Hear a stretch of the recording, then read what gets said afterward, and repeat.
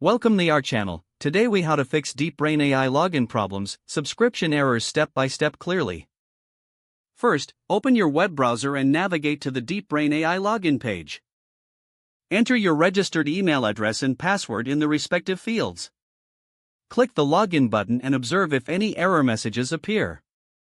If you encounter a subscription error, check your subscription status.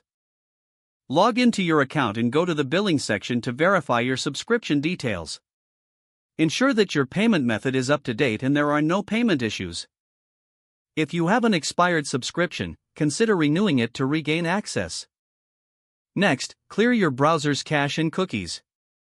This can often resolve any temporary issues with the login page.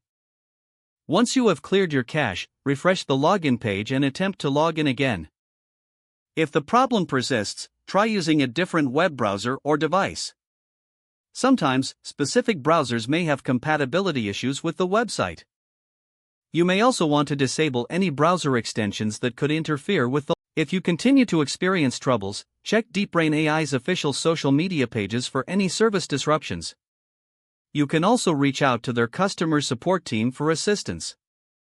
Provide them with as much detail as possible about the error you are experiencing. They may provide tailored solutions to your specific issue. Lastly, ensure that your internet connection is stable and working properly. Weak or unstable connections can lead to login and subscription errors. Following these steps should help you resolve any DeepBrain AI login problems. Persist until you successfully regain access and enjoy using the platform. If the page does not load, refresh the browser or try again in a private or incognito window.